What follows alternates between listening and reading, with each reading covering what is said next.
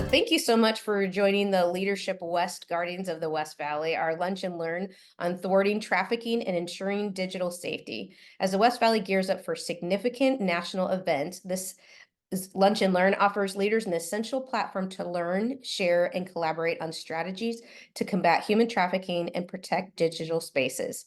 Featuring insights from law enforcement, cybersecurity, and victim support experts, we will leave equipped with the knowledge and tools necessary to promote safety and security in our rapidly evolving digital age. This is an opportunity for leaders to engage and citizens to engage, to unite and strengthen our community's defenses against these pressing challenges. And today we have Detective Sergeant Wilt, we're going to call him Mike for our Zoom today, who serves for the great city of Buckeye as the Special Victims Unit Supervisor. In his role, he is tasked with identifying time-sensitive cases from sex-related crimes, child crimes, felony domestic violence cases, and ensuring that they are investigated properly and in a timely manner. Sergeant Wilt supervises 4 exceptional detectives who, as a whole, investigated over 400 cases in the year of 2023. Mike is dedicated to making the Buckeye Police Department Special Victims Unit the best investigative unit in the state of Arizona. So here we are to be a part of the solution and joining together to make the West Valley a safer place. And with that, we are going to go ahead and start with his presentation. Hello, everybody. I'm Mike Wilt, just like she said. Appreciate everybody coming and taking time out of your day to.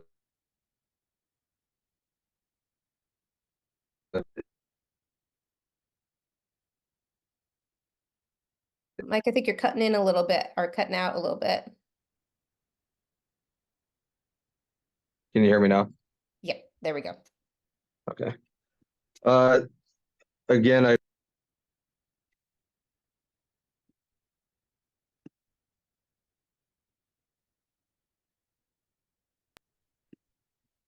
can you hear me? Oh, everything's muted now. I can't hear anything. I can hear you, Mike. I just can't hear Michelle. Okay, maybe if she muted, like I think because we're sharing screens, I think it with her muting, I can't hear myself, which I don't need to hear myself anyways. But before we get started, anybody have any questions for me? Okay, all right, we'll get started then. So kind of what I wanted to discuss before we got into the human trafficking and some of the cybersecurity stuff was about the Southwest Family Advocacy Center. That's where I work out of. I work with several agencies here to include Honor Health, which I didn't include, and PCH. But the next slide down, kind of what SWFAC does is we provide it's a collaboration of services to the victims of the West Valley. The services include, but are not limited to, sex assault examinations, domestic violence strangulation examinations, child victim examinations, forensic interviews, victim services, and Maricopa County attorney input and direction. What that means is they're on call 24/7, just like I am and my detectives. We're able to bounce ideas off of them when we get cases and brief them about questions on, what direction we should go on whatever the investigation is. If it's a high profile case, they're made aware of it. So, if it's going to hit media or something like that, they're already ahead of it and they're helping us to gauge what kind of evidence we may have forgot or what we need to collect. The next slide, our partners of SWFAC, obviously Buckeye Police Department, the Maricopa County Sheriff's Department, Goodyear Police Department, Avondale Police Department. Victim services, we have 3 of our own victim advocates, and then I think Avondale has 1 victim advocate that works out of here, and Goodyear has 1 victim advocate that works out of the Southwest Family Advocacy Center. And then last but not least, our trauma-informed therapists. They are the ones that they're there even during the initial investigation if maybe one of our victims is having an outburst or having a hard time handling the disclosure, and then maybe additional investigative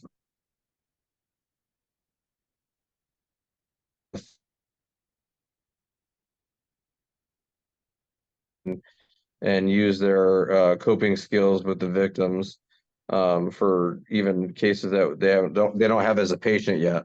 But a lot of the times the people that come through the center that are victims, they see the therapist afterwards to start the healing process. I still can't see that. Donors, friendsofswafac.org is one of our main donors for the Southwest Family Advocacy Center. They usually put on 2 events a year that there's a lot of participation from all the members of the Southwest Family Advocacy Center. The most recent one that's upcoming is going to be the put on the 5K fun run. It's a great event that helps raise money and awareness for victims in our cases and the Southwest Family Advocacy Center. If you're going to sign up, make sure you use Buckeye's code. I'm just kidding.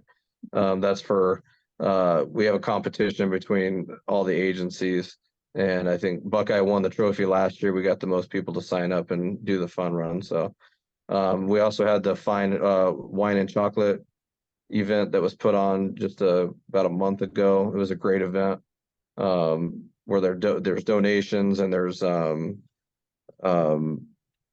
baskets and everything, silent auctions, and all that money goes to a good place. Obviously, anybody that wants to donate, they can donate time, blankets, snacks, money, toys.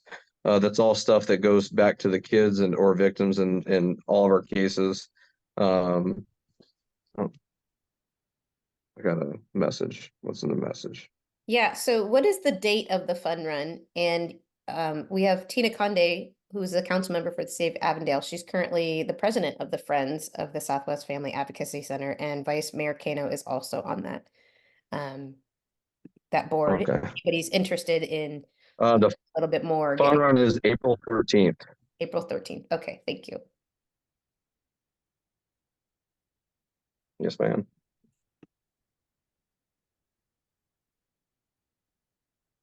Okay, so upcoming major sporting events. Obviously, we have the March Madness that's coming to the West Valley. When you have these big events, it's always an influx of people from all over the country as they make their way to their see their favorite sports teams. With a large influx of people, there comes perpetrators of human trafficking as they see an opportunity to grow their business and profit from this major event. During this time, expect additional criminal opportunists to target the West Valley. Obviously, they're going to be bringing their girls with them, or they're going to be trying to recruit additionals to add to their human trafficking. Some of the crimes that we anticipate to be increased is sex trafficking, prostitution, sexual extortion, and other fraudulent scheme type crimes. I'm going to go down and break each one down based on the ARS statute. And then if anybody has any questions in between, I can answer them. Just make sure you raise your hand. So sex trafficking. Sex trafficking is unlawful for a person to knowingly traffic another person who is 18 years of age or older with either of the following: the intent to cause the other person to engage in any prostitution or sexually explicit performance by deception, force, or coercion. The knowledge that the other person will engage in any prostitution or sexually explicit performance by deception, coercion, or force. So how to guard against sex trafficking. One thing that we tend to see is more teenage girls. They're on social media. They're posting pictures, videos to get followers. So one thing that we try to tell parents is, your child has no expectation of privacy when it comes to their phone or their laptop or anything like that. So as a parent, I would recommend that you take your kid's phone, laptop, whatever it is, and go through their messaging apps like Discord, WhatsApp, the Wiz app, Snapchat, Instagram, Facebook, and make sure that you pay close attention to their followers too, because the followers are the ones that are going to have access to the children or even adults. And that's how these people latch on to them. They're gonna pretend that they're friends. They're gonna be very nice to them. They're gonna get them, gifts maybe. And that's when they start to be there's a concern for trafficking. We don't have a lot of that in Buckeye, but every now and again we'll have a case where there's a possibility that it's happening, but a lot of the times it's the children are kind of trafficking themselves in a way. So how to guard yourself against sex trafficking: don't communicate with people you don't know on social media. When going out to celebrate or attend sporting events or concerts, do it with a group of friends and avoid desolate locations like empty parking garages, alleys, and unlighted parking lots. Avoid meeting with strangers alone, and do not leave your friends with an unknown person to go anywhere. Never accept a drink from a stranger, and do not leave your drink unattended. Obviously, that pertains to roofing. It's a common term for it is roofing, slipping things in drinks to make people pass out, and then obviously you don't know where you're at.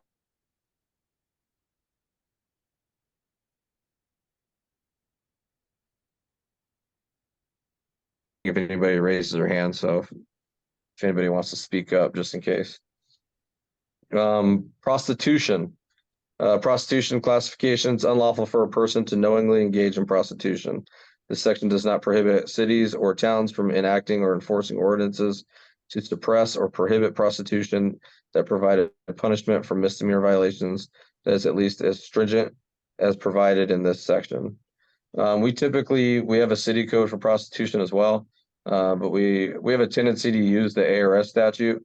Because if you're convicted through the ARS statute, it's a mandatory 15 days in jail.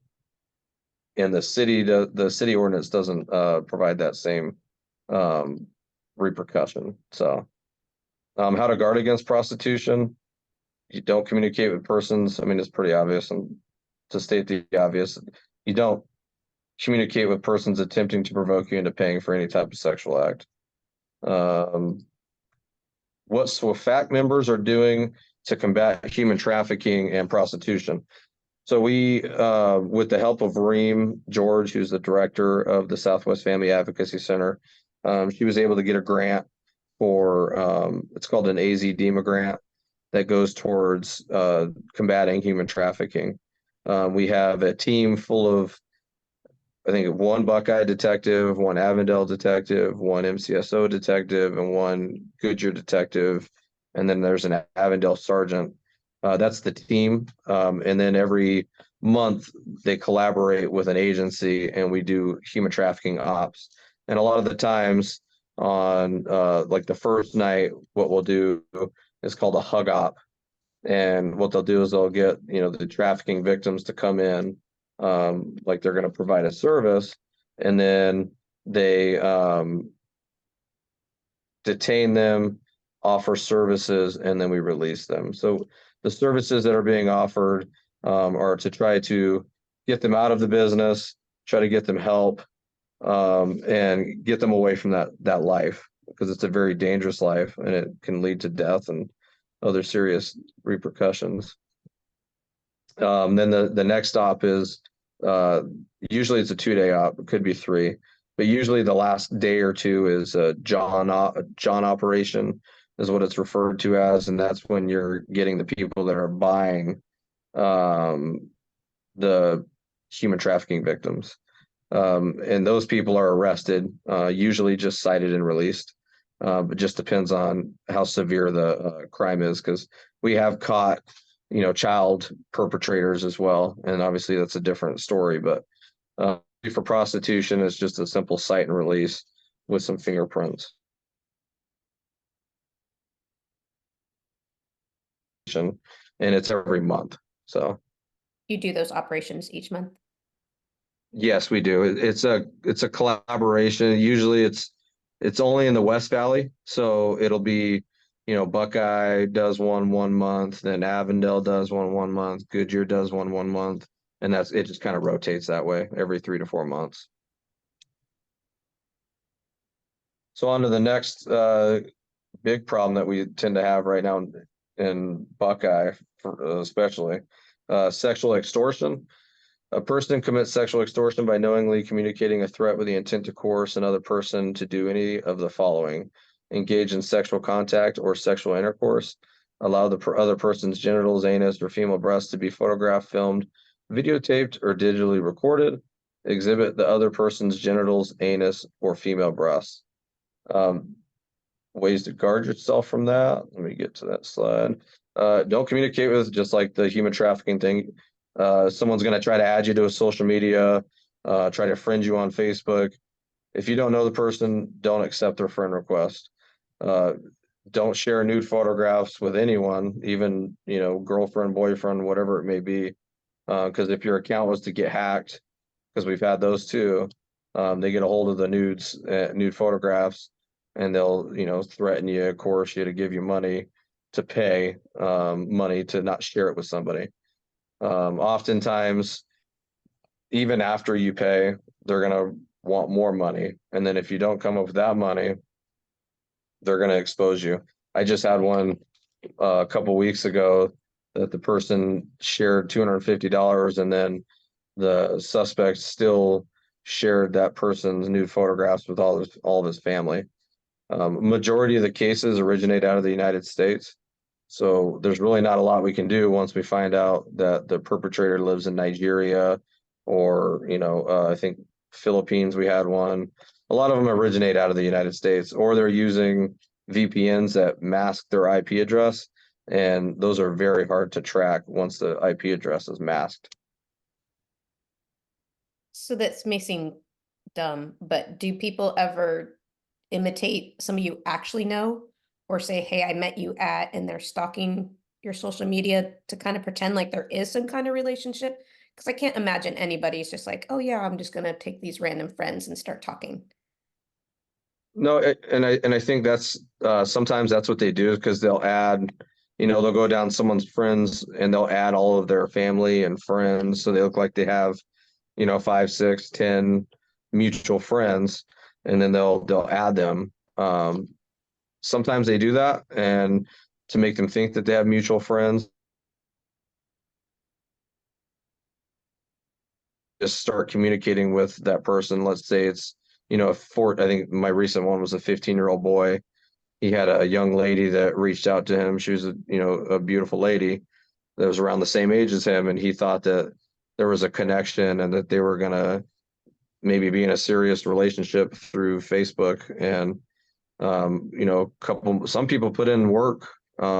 We had one that was 6 months of communication before he started sharing these images, and then next thing, lo and behold, he got sexually extorted. So these people are very good at what they do, perpetrating on people like that. Are the extortion amounts typically that like lower hundreds, or are they higher? I've never seen anything over like $250 for an extortion. But I mean, a lot of the times, I think the last one I had was a $50 gift card to Xbox, the Xbox store. So, Okay. Sergeant Wilt, I have a question. This is Tina Condi. Are you finding that the folks that are being sexually extorted, are they youth? Are they younger? Like, what's the average age of that? so I think the last 5 or 6 that we've had, it's ranged between 15 and early 20s. So it's somewhere in between, they're just where their minds aren't fully developed yet. They're still learning and still immature. It's an immature age. I think it's an immaturity thing that, kids, they get some attention, and maybe that's what leads to the nude images being shared.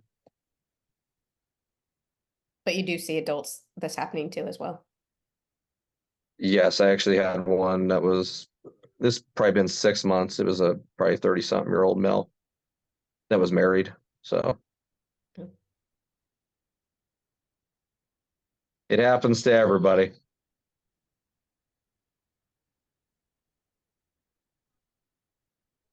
Oops. So closing remarks. In closing, use social media to stay in touch with your friends, and do not share personal information with anyone over any social media website. Keep your family apprised of your plans when you're going out with friends by telling them where you're going and when you should be home. When something is too good to be true, it's more likely a scam. So beware.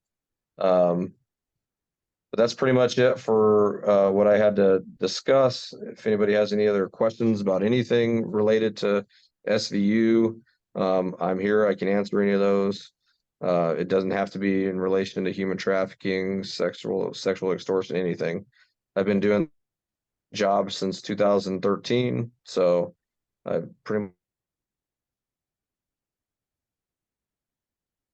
think of any later, the last slide. It has my email address and my direct phone line. So any emails, voicemails that you guys leave, I'll get back in touch with you within 24 hours.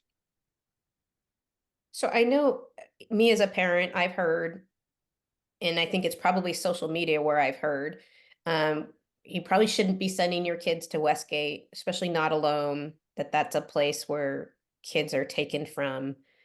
Is there any truth to that? And if so, I mean, when you have teenagers, you want to give them the room to explore, or young adults. How do we guard them a little bit better? What are things that we can do as parents? So yeah. Some things that, like what I do is I have my teenagers, they share their location with me.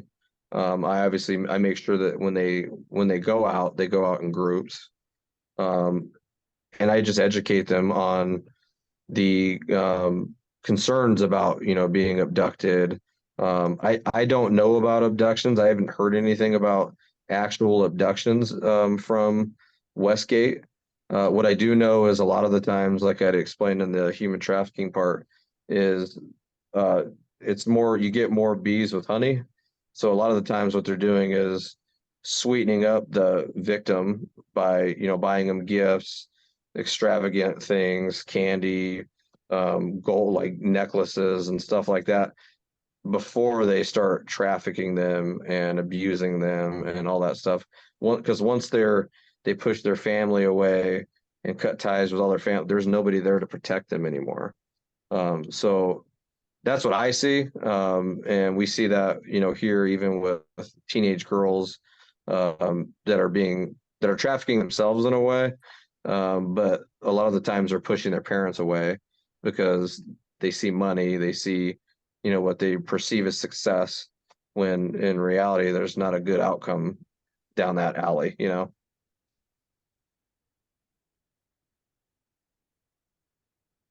I know we had another thing social media was circulating, was a girl at Circle K. You probably know what one I'm talking about. Recently, I a do. lady was trying to escape out of a car, kind of got a little bit further away, and then the driver took her back in. I know it later came out that it was domestic abuse, but everybody was surprised that nobody called, nobody noticed right away. And so I think probably even me, I'd be like, what did I just see?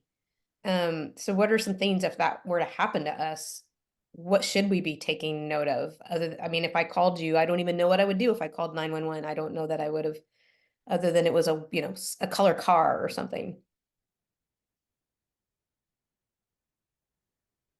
Uh-oh. Yeah, you Yeah. froze. So yeah, I think I know what you're asking, like kind of what to pay attention to. So something that I would obviously, like with us dealing with that sort of thing all the time, but you want to take down the license plate, the vehicle information, and the best description you can possibly get of the person. Even if you were able to snap a picture, really fast, and because we have facial recognition that we can run a picture through, maybe to help us identify. There are cameras, there that weren't very good. You saw the footage. So we weren't able to get anything facial wise, but we do have those, license plate reader cameras that if you were able to get the license plate, we could at least run it through our, flock system and find a path for that vehicle, which obviously ultimately that's what ended up happening. We just looked for a white SUV and we were able to identify that person that way. But yeah, like I said, just taking mental notes, calling as soon as I mean, obviously if you call immediately, that'd be best. But obviously, not everybody's going to be the same. They're not going to, like you said, it may take you a few minutes to realize what you just witnessed. But just calling as soon as you are able to, and once you're able to process what actually happened. and saving all of the, license plate, whatever information you can have to provide to police so we can follow up on it properly. So we'll go ahead and open up questions at this point in time. If anybody else has any further questions. Sergeant Wilt. I do, but I can't find the hand raising button. So if that's okay with you, I've been looking and looking. That was a great question, Michelle, about Westgate, because I do hear a lot of speculation. Oh, Desert Ridge is one, a lot of snatch and grabs kind of thing. And it wasn't that long ago when, and I don't know that I can say her last name, but Dr. Dominique from ASU came and spoke to, I think that was part of the grant that Reem got. She spoke to the different agencies and said that's really not very common. Is that your assessment as well? Yeah, to me, it's not a common, I have not seen it at all in Buckeye, the snatch and grab as they call it. Like I said, it's more like they sugar them up, buy them gifts. Cause like I said, you get more bees with honey. So they are very nice to them and they buy them gifts, push the family out. And now it's just, the victim is by themselves now. And that's their only avenue is, the person that's trafficking them now. They can treat them however they want after they lock them in.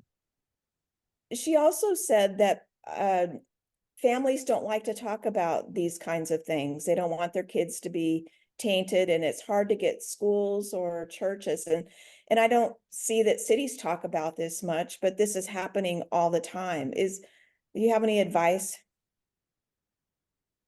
Like you kind of broke up in the beginning, Oh, so sorry. I'm sorry. Oh, Dr. Dominique had also talked about that this isn't a topic that families like to talk about very much, nor probably schools or churches, but yet it's something that where our youth are so vulnerable.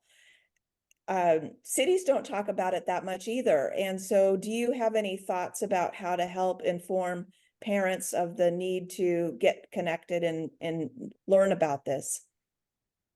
You make a good point. We probably should educate more. And I've actually discussed that with our PIO that we probably should put out more education on, that type of safety. But at the end of the day, parents have to educate themselves and they have to make sure that they have those hard talks with their children. Because if you don't, to me, I educate my children. I discuss it with them because that should fall on me, to make sure that my children are safe and understand boundaries and the safe way of doing things. But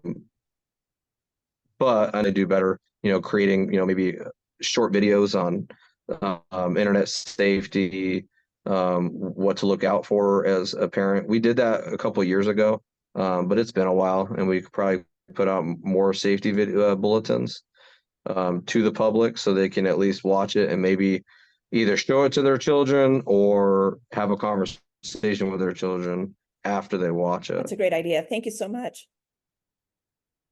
I have a question. Yes, Specifically related to, well, I have two questions actually. The first one is you've listed off a ton of apps that I have never heard of. Is there like a list that talks about, honestly, I had not heard of, other than Snapchat, I had heard of none of those. So understanding like what kind of apps our kids are using, right? I would assume you guys have a pretty decent understanding of that. Is there to share that with other parents we know? That would be my first question. My second question is not related, but kind of. Are we seeing, when you look at like trends overall, is there a particular demographic of or population that is most targeted in human trafficking? Or is it just across the board, all socioeconomic races and whatnot? First question, I can try to get a list from our Arizona ICAC because there's a huge list of even communication apps that I've never seen or heard of. The only one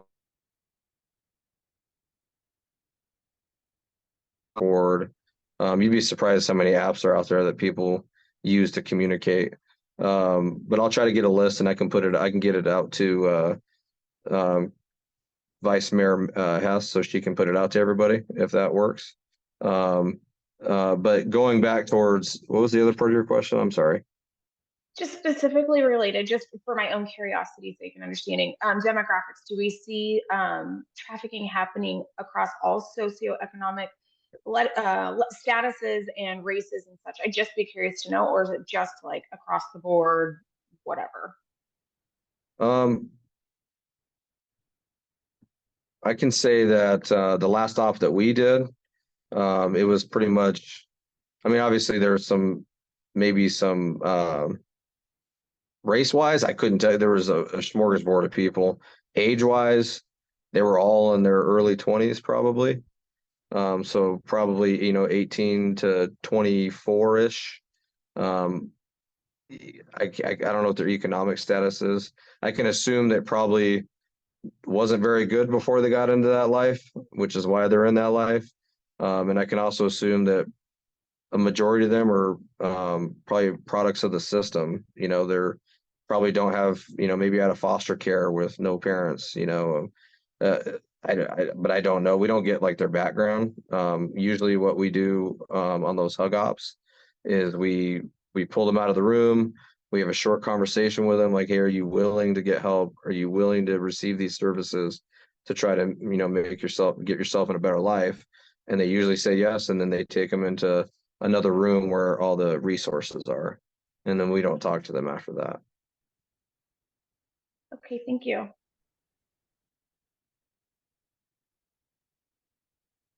Sergeant Alt, can you share with the group a little bit about some of the free classes that are offered at the Advocacy Center? The free classes? So Chris Pannington, he's a prevention specialist. Yeah, I can get a list and I can share it with you guys. I don't know what they are off the top of my head because he hasn't shared a recent training list with us. We probably haven't had one shared with us in the last couple months. I can get an updated one though and share it. So at the Advocacy Center, so there are a list of classes that are free. And so we always encourage groups like churches, parents to take, and a lot of those classes are on social media safety.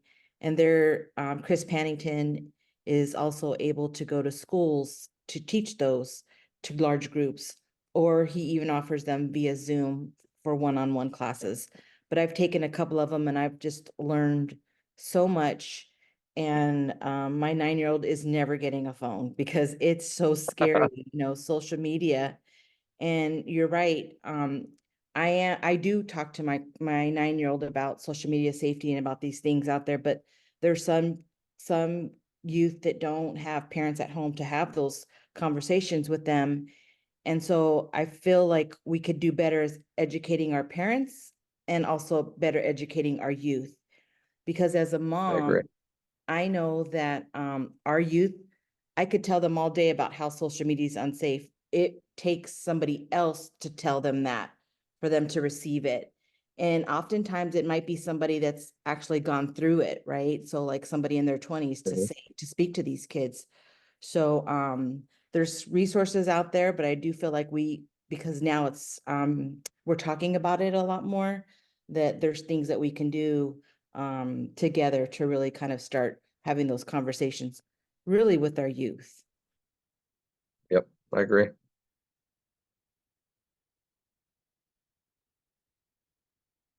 So Councilmember Conde, if you could get that to me, or if I can get with Chris Pannington and have him send me a list of upcoming trainings. And a lot of the times, if you just want to be educated, if I give you his email and you reach out to him, he'll put together, just like she said, a Zoom class, and even if it's just you, and he'll teach you. Yeah, I think that would be helpful to get the list of resources available to all of us as parents and leaders in the West Valley, a list of the apps that people are using, and some great conversation starters to have at home or with your nieces and nephew. Just an easy way to say, hey, how are you allowing people to join your social media? I've had these odd conversations and they come up in very odd ways. It would have been nice to have had some strategic conversations brought up in a more methodical way as a parent. So Do we have any other questions before we wrap up today? All right, well, Mike, I want to thank you so much for your time and everybody here for taking the time out of your days to come out and listen how we can be better equipped leaders and parents and family members and what to be on the lookout for. We really appreciate everybody's time, and we will get all of this information gathered as well as a replay of this Zoom and get that information out to all of you. And you can feel free to share that with whoever else you feel needs to hear this information. So with that, thank you so much for attending today's Lunch and Learn. We look forward to seeing hopefully all of you at our 30th anniversary gala on April 12th. All right. Thanks, everybody. Thanks, everyone. Thank you.